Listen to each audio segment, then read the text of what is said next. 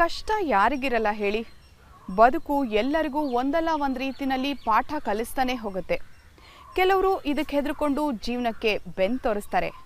ಆದರೆ ಇನ್ನು ಕೆಲವರು ಹಾಗಲ್ಲ, ಬಂಡೆ ಥರ ನಿಂತು ಕಷ್ಟಗಳನ್ನು ಎದುರಿಸಿ ಹೊಸ ಜೀವನದ ಕಡೆಗೆ ಮುಖ ಮಾಡ್ತಾರೆ. ಹೀಗೆ ಜೀವನ್ಮುಖಿಗಳಾಗಿ ಬದುಕಿನಲ್ಲಿ ಹೋರಾಟ ಮಾಡಿ ಸಾಧನೆಯ ಮೆಟ್ಟಿಲುಗಳನ್ನು ಏರ್ತಾ ಇರೋಂಥ ಹೆಣ್ಣು ಜೀವಗಳನ್ನು ಈ ಪ್ರೋಗ್ರಾಮಲ್ಲಿ ನಾವು ನಿಮಗೆ ಪರಿಚಯ ಮಾಡಿಕೊಡ್ತಾನೆ ಬರ್ತಾ ಇದ್ದೀವಿ. ಇದು ಬದುಕ ಗೆದ್ದೋರು. ನಾನು ಮಾನಸ.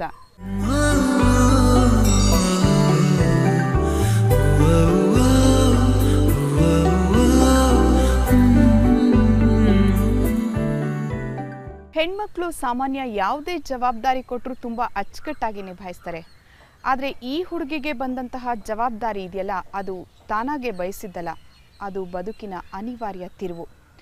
ಎಂಥದೇ ಕಷ್ಟ ಬಂದರೂ ಈ ಹುಡುಗಿ ಎದೆಗುಂದದೆ ಬದುಕನ್ನು ಎದುರಿಸ್ತಾ ಇರೋ ರೀತಿ ನೋಡಿದ್ರೆ ನಿಜಕ್ಕೂ ಶಭಾಷ್ ಅಂತ ಹೇಳಲೇಬೇಕು ಅನಿಸುತ್ತೆ. ಬನ್ನಿ ಹಾಗಾದರೆ ಆ ಹುಡುಗಿಯ ಬದುಕಿನ ಪರಿಚಯ ಮಾಡಿಕೊಳ್ಳೋಣ.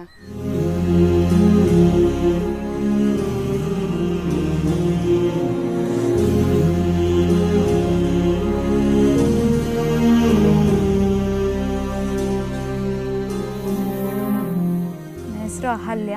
ನಮ್ಮ ಊರು ಪಾಂಡವಪುರ. ನಮ್ಮ ತಂದೆ ತಾಯಿಗೆ 4 ಜನ ಹೆಣ್ಮಕ್ಳು. ಅದರಲ್ಲಿ ದೊಡ್ಡಕ್ಕಂಗೆ ಮದುವೆ ಆಗಿದೆ. 2ನೇವರು ಶೀಲಾವತಿ ಅಂತ, 3ನೇವಳು ನಾನು, 4ನೇವರು ನನ್ನ ತಂಗಿ.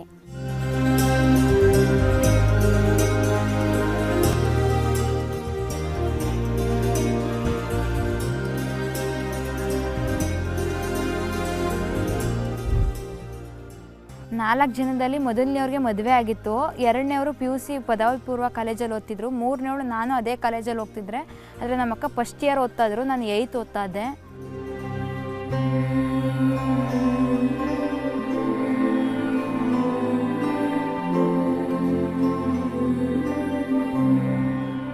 ತಾಯಿ ಮನೇಲಿದ್ರು, ತಂದೆ ವೆಲ್ಡಿಂಗ್ ಶಾಪಲ್ಲಿ ವರ್ಕ್ ಮಾಡ್ತಿದ್ರು.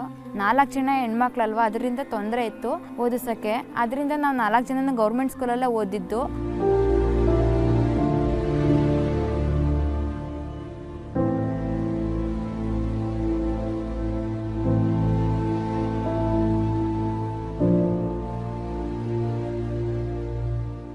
ನಾವು ಸ್ಕೂಲಿಗೆ ಹೋಗುವಾಗ ನಾವು ಈಗ ಹಬ್ಬಗಳಲ್ಲಿ ಎಲ್ಲರೂ ಅವರೂ ಒಳ್ಳೆ ಬಟ್ಟೆಗಳು ಹಾಕೋ ಬರ್ತಿದ್ರು. ಆದರೆ ನಾವು ಹಾಕೋ ಹೋಗ್ತಿದ್ವಿ, ಆದರೆ ಅಷ್ಟು ಇದರಲ್ಲಿ ಹಾಕೋ ಹೋಗ್ತಿರ್ಲಿಲ್ಲ. ಎಲ್ಲ ನಮ್ಮನ್ನು ನೋಡ್ಬಿಟ್ಟು ಏನು ಹಿಂಗೆ ಬರ್ತಾರೆ ಹಂಗೆ ಬರ್ತಾರೆ ಅಂತೆಲ್ಲ ಮಾಡ್ತಿದ್ರು. ನಾವು ಅದನ್ನು ಏನೋ ಕೇರ್ ತೊಗೋತಿರ್ಲಿಲ್ಲ. ನಮ್ಮ ತಂದೆಗೆ ಬಂದು ಹೇಳಿದ್ರೆ ಅದಕ್ಕಿಂತ ಚೆನ್ನಾಗಿರೋದೇ ಒಂದೊಂದ್ಸಲಿ ಕೊಡಿಸ್ತಿದ್ರು. ಒಂದ್ಸಲಿ ದುಡ್ಡಿಲ್ಲ ಅಂತ ತುಂಬ ಈಗ ಕೆಲಸ ನಡೀತಾ ಇರುತ್ತೆ, ಮೆಟೀರಿಯಲ್ಸ್ ಹಾಕ್ಬಿಟ್ಟಿರ್ತಾರೆ. ಆವಾಗ ನಾವು ಏನು ಮಾಡೋದು ಅಂತ ಅವ್ರಿಗೆ ಗೊತ್ತಾಗ್ದೇ ಅವಾಗ ಕೊಡಿಸ್ತಾ ಇರಲಿಲ್ಲ. ಕೆಲವೊಂದು ಟೈಮಲ್ಲಿ ನಮಗೆ ಒಂದು ಜೊತೆ ಕೇಳಿದ್ರೆ ಡಬಲ್ ತೊಗೊಡ್ತಿದ್ರು. ಆದರೆ ಆ ಸಿಚುವೇಶನ್ ಒಂದೊಂದ್ಸಲಿ ಹಂಗಿರ್ತಿತ್ತು. ಆದ್ದರಿಂದ ಇದು ಮಾಡೋಕ್ಕಾಗ್ತಿರ್ಲಿಲ್ಲ.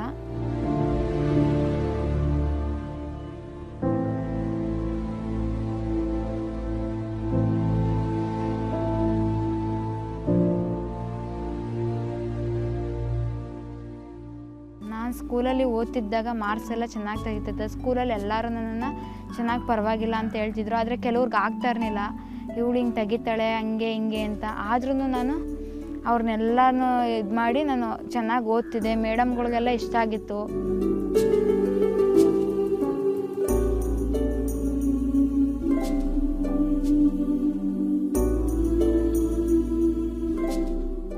ನಮ್ಮ ಮನೆಯಲ್ಲಿ ಹಬ್ಬಗಳು ಎಲ್ಲ ಸಂಬಂಧಿಕರು ಬರ್ತಿದ್ರು, ಚೆನ್ನಾಗಿ ಆಚರಿಸ್ತಿದ್ರು. ನಮ್ಮ ತಂದೆ ಅವಾಗ ಚೆನ್ನಾಗಿ ಎಲ್ಲ ಸಂಪಾದನೆ ಚೆನ್ನಾಗಿ ನಡೀತಾ ಇತ್ತು. ಅದರಿಂದ ಎಲ್ಲರೂ ಕರೆಸಿ ಚೆನ್ನಾಗಿ ಹಬ್ಬಗಳು ಆಚರಿಸ್ತಿದ್ವಿ.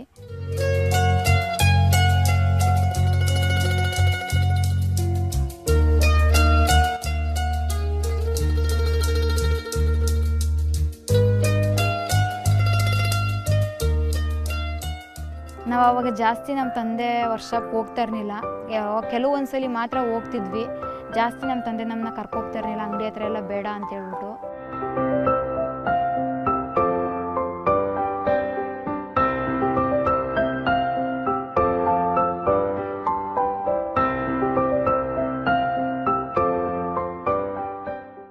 ನಾನು 8th ಓದ್ತಿರುವಾಗ ನಮ್ಮ ತಂದೆಗೆ ಹುಷಾರು ತಪ್ಪಿತು. ಅವ್ರಿಗೆ ಹುಷಾರು ತಪ್ಪಿದ್ಮೇಲೆ ನಮ್ಮ ಅಕ್ಕ 2nd ಇಯರ್ ಏನೋ ಓದ್ತಾಯಿದ್ರು, ಅವ್ರೂ ಸ್ಟಾಪ್ ಆಗಿಬಿಡ್ತು. ನಾವು ಓದೋದನ್ನ ನಿಲ್ಲಿಸ್ಬಿಟ್ವಿ. ನನ್ನ ತಂಗಿ ಮಾತ್ರ ಓದ್ತಿದ್ಲು. ತುಂಬ ಕಷ್ಟ ಇತ್ತು ಮನೆಯಲ್ಲಿ, ಅದಕ್ಕೋಸ್ಕರ ಅವರೆಲ್ಲ ಓದೋದು ನಿಲ್ಲಿಸಿದ್ರು.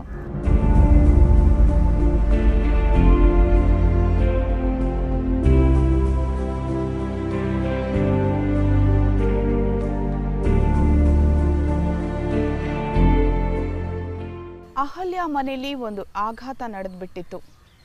ಈ ಹುಡುಗಿಗಾಗಲಿ ಮನೆಯವರಿಗಾಗಲಿ ಅಂಥ ಸಮಯದಲ್ಲಿ ಏನು ಮಾಡೋದು ಅಂತ ದಾರಿನೇ ಕಾಣಲಿಲ್ಲ. ಆ ಆಘಾತ ಆದರೂ ಏನು ಅಂತ ನೀವು ಯೋಚನೆ ಮಾಡ್ತಿದ್ದೀರಾ? ಹೇಳ್ತೀನಿ ಒಂದು ಬ್ರೇಕ್ ಆದಮೇಲೆ. ವೆಲ್ಕಮ್ ಬ್ಯಾಕ್ ಟು ಬದುಕ ಗೆದ್ದೋರು. ಅಹಲ್ಯ ಮನೆಯಲ್ಲಿ ಎಲ್ಲ ಚೆನ್ನಾಗೇ ನಡೀತಾ ಇತ್ತು. ಆದರೆ ಮನೆ ಯಜಮಾನನ ಆರೋಗ್ಯ ಯಾವಾಗ ಇದ್ದಕ್ಕಿದ್ದ ಹಾಗೆ ಕುಸಿದು ಬಿತ್ತೋ ಆಗ ಮನೆಯಲ್ಲಿ ತುತ್ತು ಅನ್ನಕ್ಕೂ ಕೂಡ ಪರದಾಡೋಂಥ ಸ್ಥಿತಿ ಬಂತು. ಇದನ್ನೆಲ್ಲ ಆಗ ಮನೆಯ ಹೆಣ್ಣು ಜೀವಗಳು ಹೇಗೆ ನಿಭಾಯಿಸಿದ್ವೋ ತಿಳಿಯೋಣ ಬನ್ನಿ.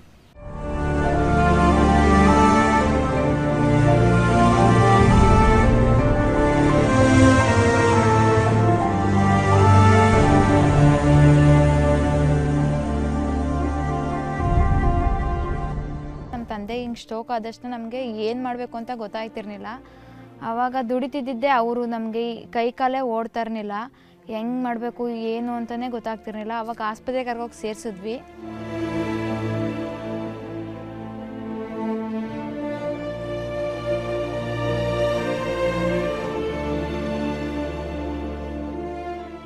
ಆಸ್ಪತ್ರೆಯಲ್ಲಿ ಸ್ಟ್ರೋಕ್ ಹೊಡೆದೈತೆ ಅಂತಲೇ ಹೇಳಿದ್ರು.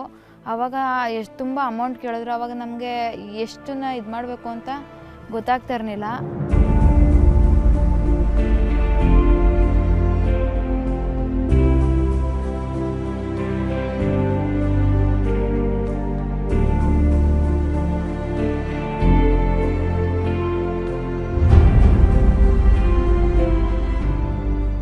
ಆವಾಗ ಅಂಗಡಿಲೂ ಯಾರು ಕೆಲಸ ಮಾಡೋರು ಇರ್ತಿರ್ಲಿಲ್ಲ. ಒಂದು ಹುಡುಗನ ಬಿಟ್ಟಿದ್ವಿ. ಅವನು ನಮ್ಮ ಮಾವನ ಮಗನೇ, ಅವನು ಬೇರೆ ಯಾರೂ ಅಲ್ಲ. ಅವರು ಕೆಲಸ ಮಾಡ್ತಿದ್ರು.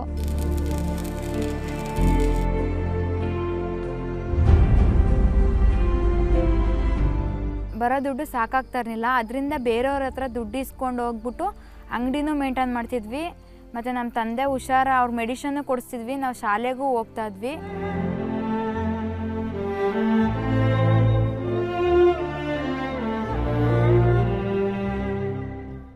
ಬರೋ ದುಡ್ಡಲ್ಲಿ ಆಸ್ಪತ್ರೆ ನೋಡ್ಕೋಬೇಕಾಗಿತ್ತು, ಮನೆ ಖರ್ಚಾಗಬೇಕಾಗಿತ್ತು, ನಮ್ಗೆ ಓದಿಸೋಕ್ಕಾಗಬೇಕಾಗಿತ್ತು. ಅದರಿಂದ ಅದು ಹೆಂಗೆ ಮಾಡಬೇಕು ಅಂತ ನಮಗೆ ಯಾರಿಗೂ ತಲೆ ಓಡ್ತಾ ಇರಲಿಲ್ಲ.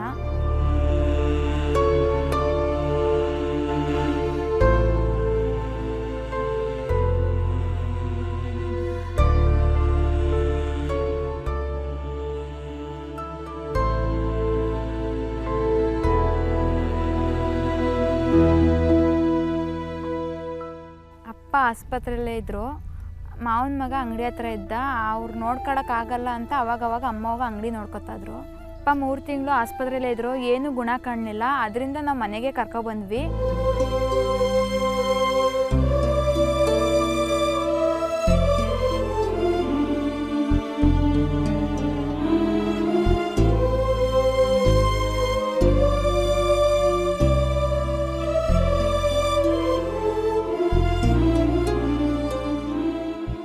ಮನೆ ಕರ್ಕೊಬಂದ್ಮೇಲೆ ತುಂಬ ಸಾಲದ ಒತ್ತಡ ಜಾಸ್ತಿ ಆಯಿತು. ಜಾಸ್ತಿ ಆದಮೇಲೆ ನಾವು ಏನು ಮಾಡಬೇಕು ಅಂತ ಗೊತ್ತಾಗಲಿಲ್ಲ. ಅಂಗಡಿಲಿ ನೋಡಿದ್ರೆ ನಮ್ಮ ಮಾವನ ಮಗ ಸರಿಯಾಗಿ ಕೆಲಸ ಮಾಡ್ತಾ ಇರಲಿಲ್ಲ. ಅದರಿಂದ ಈಗ ಅಂಗಡಿ ಹತ್ರನೂ ಮೇಂಟೈನ್ ಆಗ್ತಿರ್ಲಿಲ್ಲ. ಅವಾಗ ಏನು ಮಾಡಿದ್ವಿ ಅಂದರೆ, ನಾನು ನಮ್ಮ ಅಮ್ಮಂದಿರಿಗೆಲ್ಲ ಹೇಳ್ದೆ, ನಾನಿದ್ದೀನಿ, ಹೆದರ್ಕೋಬೇಡಿ, ನಾನೇ ಎಲ್ಲರನ್ನೂ ನೋಡ್ಕೋತೀನಿ ಅಂತ ಹೇಳ್ಬಿಟ್ಟು, ನಾನೇ ಅಂಗಡಿಗೆ ಹೋಗ್ತೀನಿ, ಸ್ಕೂಲ್ಗೆ ಹೋಗಲ್ಲ ಅಂತ ಹೇಳ್ಬಿಟ್ಟು ಸ್ಕೂಲ್ ಬಿಟ್ಬಿಟ್ಟು ಅಂಗಡಿಗೆ ಹೋದೆ.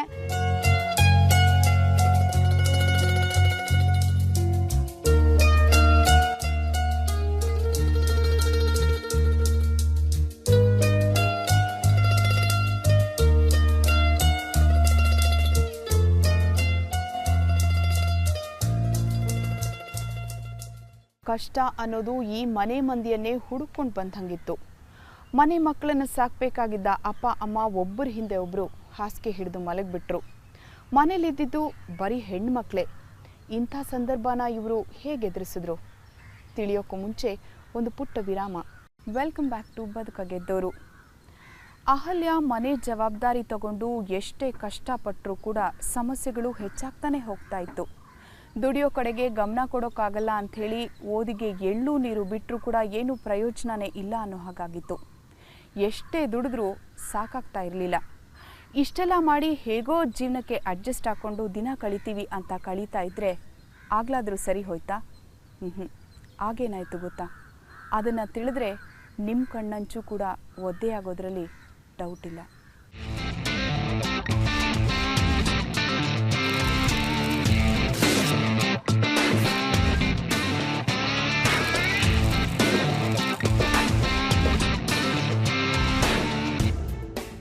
ನಾನು ಅಂಗಡಿಗೆ ಹೋದೆ. ನಮ್ಮ ಮಾವನ ಮಗ ಕೆಲಸ ಮಾಡ್ತಿದ್ದ. ನನಗೆ ಅವಾಗ ಅಷ್ಟು ಕೆಲಸ ಬರ್ತಿರ್ಲಿಲ್ಲ.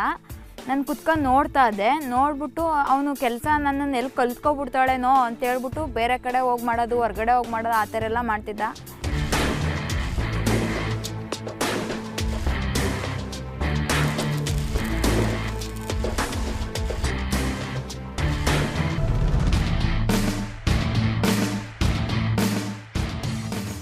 ನನಗೆ ಯಾರೂ ಕೆಲಸ ಕಲಿಸ್ಕೊಂಡಿಲ್ಲ, ನಾನೇ ಸ್ವಂತವಾಗಿ ಕಲ್ತಿದ್ದು. ಆದ್ರೂ ನಾವು ನಿಲ್ಲದಾಗ ಬೇರೆಯವರು ಇನ್ನೊಬ್ಬರು ಕರ್ಕೊಬಂದು ಕೆಲಸ ಸೇರಿಸ್ಕೊಂಡು ಅವರು ಹೆಂಗೆ ಮಾಡ್ತಿದ್ರು ಅಂತ ಸುಮ್ಮನೆ ಕೂತ್ಕೊಳ್ಳೋದು, ಆ ಥರ ನೋಡ್ಕೊಳ್ಳೋದು, ಆ ಥರ ಎಲ್ಲ ಮಾಡ್ತಾ ಇದ್ದೆ. ಹಂಗಂಗೆ ಕೆಲಸ ಎಲ್ಲ ಕಲಿತೆ. ಕೆಲಸ ಕಲ್ತ್ಮೇಲೆ ಅವನಿಗೆ ಹೊಟ್ಟೆ ಕಿಚ್ಚು ಬಂದು ಹೊಂಟೋಗ್ಬಿಟ್ಟ, ಅಂಗಡಿನೇ ಬಿಟ್ಬಿಟ್ಟು.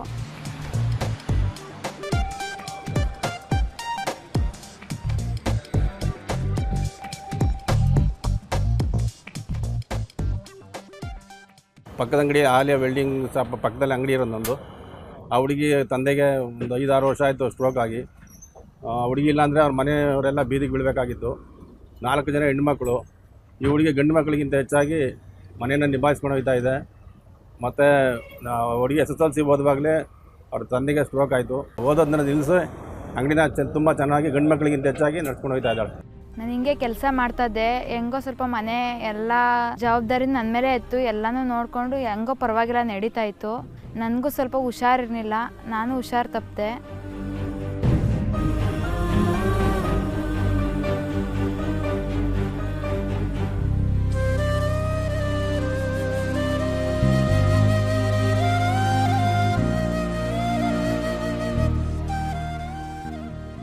ನಾನು ಬೆಳಗ್ಗೆ 9 ಗಂಟೆಯಿಂದ ಸಂಜೆ 6 ಗಂಟೆವರೆಗೂ ಕೆಲಸ ಮಾಡ್ತಿದ್ದೆ. ಕೆಲಸ ಮಾಡ್ತಿದ್ನಲ್ಲ, ಅದು ಮಾಮೂಲಿ ಗ್ಯಾಸ್ಟ್ರಿಕ್ ಟೈಪು ಮತ್ತು ಈಟು ಆ ಥರ ಈಗ ಎಲ್ಲ ಸುತ್ತಿಗೆ ಎಲ್ಲ ಎತ್ತೋದು ಮಾಡೋದು ಆ ಥರ ಎಲ್ಲ ಮಾಡ್ತೀನಿ. ಅದಕ್ಕೇನೋ ನೋವು ಬರುತ್ತೆ ಅಂದ್ಬಿಟ್ಟು ನಾನು ನೆಗ್ಲೆಕ್ಟ್ ಮಾಡಿದೆ.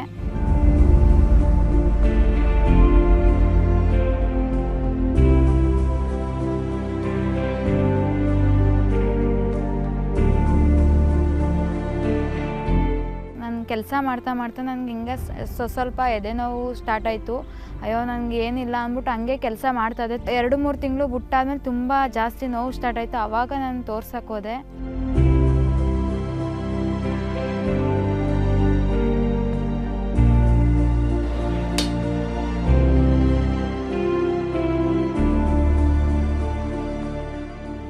ಆಮೇಲೆ ಆಸ್ಪತ್ರೆಗೆ ಹೋಗಿ ತೋರಿಸಿದ್ಮೇಲೆ ನಿಮಗೆ ಹಾರ್ಟಲ್ಲಿ ಸ್ವಲ್ಪ ಹೋಲಾಗಿದೆ ಅಂತ ಎಲ್ಲ ಹೇಳಿದ್ರು. ಮನೆಯಲ್ಲಿ ಎಲ್ಲರಿಗೂ ನೋಡು, ನಮ್ಮ ಅಪ್ಪಂಗೆ ನೋಡಿದ್ರೆ ಹಿಂಗೆ ಇವಳು ದುಡಿತಿರ್ದರು, ಇವಳಿಗೆ ಹಿಂಗೆ ಆಗೋಯ್ತಲ್ಲ ಅಂತ ಎಲ್ಲರಿಗೂ ಬೇಜಾರಾಗೋಯ್ತು. ನಾನೇ ಮಾಡ್ತೀನಿ ಅಂತ ಎಲ್ಲರಿಗೂ ಧೈರ್ಯ ಹೇಳಿ ನಾನು ಹೆಂಗೋ ಮೆಡಿಷನ್ ತಗೊಂಡು ಎಲ್ಲರನ್ನೂ ಇದು ಮಾಡಿದೆ.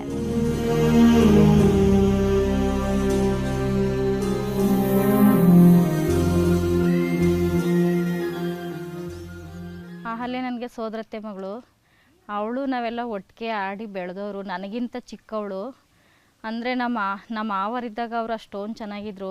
ನಮ್ಮ ಮಾವರಿಗೆ ಸ್ಲೋ ಕೊಡಿದ್ಮೇಲೆ ತುಂಬ ಕಷ್ಟಕ್ಕೆ ಗುರಿಯಾದರು ಅವರು. ಅವಳಿಗೆ ಹಾರ್ಟ್ ಪ್ರಾಬ್ಲಮ್ ಇದೆ. ಅವಳು ಒಂದು ಸಲ ಆಸ್ಪತ್ರೆಗೆ ಕರ್ಕೊಯ್ತೀವಿ ಅಂದರೆ 2,000-3,000 ಬೇಕೇ ಬೇಕು. ಅಂಗಡಿನಲ್ಲಿ ಸರಿಯಾಗಿ ವ್ಯಾಪಾರ ಆಗಲ್ಲ. ಅವಳೇ ಅಂಗಡಿನ ಶ್ರಮ ಬಿದ್ದು ಉಳಿಸ್ಕೊಂಡು ಅಂಗಡಿನಲ್ಲೇ ಸಂಪಾದನೆ ಮಾಡಿ ಮನೆ ಜವಾಬ್ದಾರಿ ಎಲ್ಲನೂ ನಿಭಾಯಿಸ್ತಾವಳೆ. ನಮ್ಮ ಅಪ್ಪಂಗೆ ಹುಷಾರಿಲ್ಲ ಅಂದಮೇಲೆ ಅಂಗಡಿ ಎಲ್ಲ ತುಂಬ ಜನ ಕೇಳಿದ್ರು, ಕೊಟ್ಬಿಡಿ ಅವಳಿಗೆಲ್ಲ ಆಗಲ್ಲ, ಹೆಣ್ಮಗಳು ದುಡಿತಾಳ ಹಂಗೆ ಹಿಂಗೆ ಅಂತೆಲ್ಲ ಮಾತಾಡಿದ್ರು. ನಮ್ಮ ಅಮ್ಮಂಗೆ ಹೇಳಿದೆ, ನಾನೇ ದುಡಿತೀನಿ, ನಾನೇ ನಿಮ್ಗಳೆಲ್ಲ ಸಾಕ್ತೀನಿ, ಡೈಲಿ ಬೇಕಾದ್ರೆ 100 ರೂಪಾಯಿನೇ ಆಗಲಿ ನಾನೇ ನೋಡ್ಕೊತೀನಿ ಅಂತ ಹೇಳ್ಬಿಟ್ಟು ಅಂಗಡಿನ ಏನು ಕೊಡಿಸ್ನಿಲ್ಲ. ನಾನು ಈಗಲೂ ಮಾಡ್ಕೊ ಹೋಗ್ತಿದ್ದೀನಿ. ನಾನು ಇರೋವರೆಗೂ ನಾನು ಯಾರಿಗೂ ಅಂಗಡಿ ಕೊಡಿಸಲ್ಲ.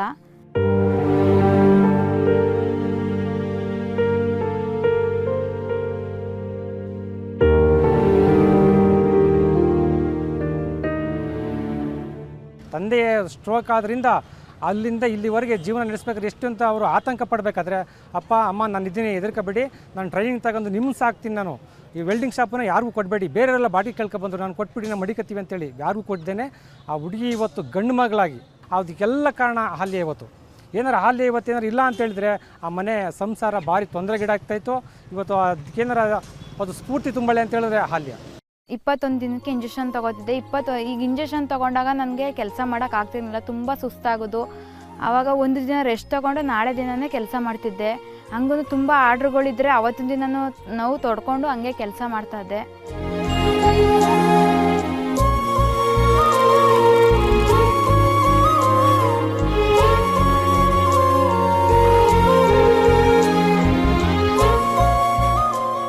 ನಾನು ಏನು ಮಾಡಬೇಕು ಅಂದರೆ, ಈಗ ನಮ್ಮ ಅಕ್ಕನ ಮದುವೆ ಮಾಡಬೇಕು, ನನ್ನ ತಂಗಿನ ಚೆನ್ನಾಗಿ ಓದಿಸ್ಬೇಕು. ಈಗ ನಮ್ಮ ತಂದೆಗೂ ಹುಷಾರಿಲ್ಲ, ನನಗೂ ಹುಷಾರಿಲ್ಲ, ತಾಯಿಗೂ ಹುಷಾರಿಲ್ಲ.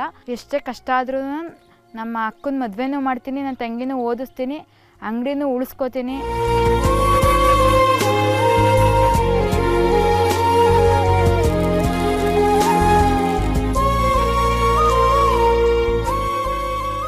ನಮ್ಮ ಮನೆಯವ್ರಿಗೆ ಹುಷಾರು ತಪ್ಪುತ್ತೆ, ನಮ್ಮ ಕಷ್ಟ ಅನ್ನೋದೇ ಗೊತ್ತಿರಲಿಲ್ಲ. 4 ಜನ ಹೆಣ್ಮಕ್ಳು ನಮಗೆ, ಒಬ್ಬಳು ಮದುವೆ ಮಾಡಿದ್ದು, ಇನ್ನೂ 3 ಜನ ಇದ್ದಾರೆ. ನಮ್ಗೆ ಅಂಗಡಿ ಇತ್ತು, ಅದನ್ನ ನಡೆಸ್ಕೋಗೋರೇ ಇರಲಿಲ್ಲ. ಅವಳೇ ಮಗಳೇ ಮಾಡ್ತಾಯಿದ್ದಾಳೆ. ನಮಗೂ ಹುಷಾರಿಲ್ಲ, ನಮ್ಮ ಮನೆಯವ್ರಿಗೂ ಹುಷಾರಿಲ್ಲ, ಮಗಳಿಗೂ ಹುಷಾರಿಲ್ಲ. ಯಾವ ಥರ ಜೀವನ ಮಾಡಬೇಕು ಅಂತಲೇ ಗೊತ್ತಾಗ್ತಾಯಿಲ್ಲ. ಕೊನೆ ಮಗಳಿಗೆ ಓದಿಸ್ಬೇಕು ಅಂತ ಇದ್ದೀವಿ, 2ನೇ ಮಗಳಿಗೆ ಮದುವೆ ಮಾಡಬೇಕು ಅಂತ ಇದ್ದೀವಿ. ತುಂಬ ಕಷ್ಟದಲ್ಲಿದ್ದೀವಿ. ಅದಕ್ಕೋಸ್ಕರ ಮಗಳು ಕಷ್ಟಪಡ್ತಾ ಇದ್ದಾಳೆ. ನನ್ನ ಟ್ರೀಟ್ಮೆಂಟ್ಗೆ ಆಗಲಿ ಇಲ್ಲ ನಮ್ಮ ತಂದೆ ಟ್ರೀಟ್ಮೆಂಟ್ಗೆ ಆಗಲಿ ನಾನೇ ದುಡಿತೀನಿ, ಒಬ್ರ ಹತ್ರ ಏನು ಇದು ಮಾಡಲ್ಲ. ಕಷ್ಟ ಒಂದಲ್ಲ ಒಂದು ದಿವಸ ಮುಗಿತೆ, ಒಳ್ಳೆ ದಿನ ಬರುತ್ತೆ ಅಂತ ನಂಬಿಕೆ ನನಗಿದೆ.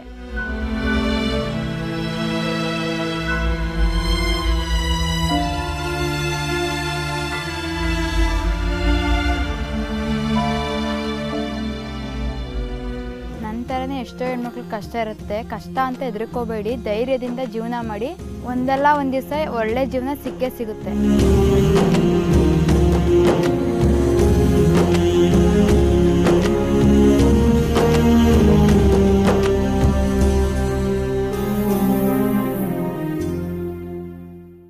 ಮನೆ ಯಜಮಾನನ ಆರೋಗ್ಯ ಇದ್ದಕ್ಕಿದ್ದ ಹಾಗೆ ಕೈಕೊಟ್ಟಾಗ ಮನೆ ಜವಾಬ್ದಾರಿಯನ್ನ ಸಮರ್ಥವಾಗಿ ನಾನೇ ನಿಭಾಯಿಸ್ತೀನಿ ಅಂತ ಧೈರ್ಯವಾಗಿ ನಿಂತಿದ್ಲು ಮನೆ ಮಗಳು. ಅಕ್ಕನ ಮದುವೆ ಜವಾಬ್ದಾರಿ, ತನ್ನ ತಂಗಿಯ ಓದು, ತಂದೆ ತಾಯಿಯ ಔಷಧಿ ಖರ್ಚು, ಇದೆಲ್ಲದನ್ನ ಅಹಲ್ಯ ನಿಭಾಯಿಸ್ತಾ ಇದ್ದುದು ವೆಲ್ಡಿಂಗ್ ಶಾಪ್ನಿಂದ ಬರ್ತಾ ಇದ್ದಂತಹ ಆದಾಯದಿಂದ. ತನ್ನ ಭವಿಷ್ಯದ ಬಗ್ಗೆ ಯೋಚನೆ ಕೂಡ ಮಾಡಲಿಲ್ಲ ಈ ಹುಡುಗಿ. ತನ್ನ ವಿದ್ಯೆಗೆ ಎಳ್ಳು ನೀರು ಬಿಟ್ಬಿಟ್ಲು. ಹೀಗೆಲ್ಲ ದುಡಿತಾ ಇದ್ದಂತಹ ಇಂಥ ಹುಡುಗಿಗೆ ಆರೋಗ್ಯ ಕೂಡ ಕೈ ಕೊಡ್ತು. ದೇಹ ಸಹಕರಿಸಲ್ಲ, ದುಡಿದೆ ವಿಧಿ ಇಲ್ಲ. ಆದರೂ ಕೂಡ ಈ ಹುಡುಗಿ ಛಲ ಬಿಡಲ್ಲ. ಇಂಥ ಹುಡುಗಿಗಿಂತ ಬೇರೆ ಮಾದರಿ ಬೇರೆ ಹೆಣ್ಮಕ್ಳಿಗೆ ಬೇಕಾ? ಇಲ್ಲ ತಾನೇ? ಹಾಗಾದರೆ ಈ ಹುಡುಗಿಯ ಆರೋಗ್ಯ ಬೇಗ ಸುಧಾರಿಸಲಿ, ನಾವು ಇದನ್ನು ಆಶಿಸ್ತೀವಿ. ಈ ಹುಡುಗಿಯ ಕನಸುಗಳೆಲ್ಲ ಈಡೇರಲಿ. ಮುಂದಿನ ವಾರ ಮತ್ತೊಬ್ಬ ಸಾಧಕಿಯ ಪರಿಚಯ ಮಾಡಿಕೊಡೋಕೆ ಬರ್ತೀನಿ. ಕಾಯ್ತಾ ಇರಿ. ಅಲ್ಲಿ ತನಕ ನೋಡ್ತಾ ಇರಿ ಸುದ್ದಿ ಟಿವಿ. ನಾವು ಸುಳ್ಳು ಹೇಳಲ್ಲ.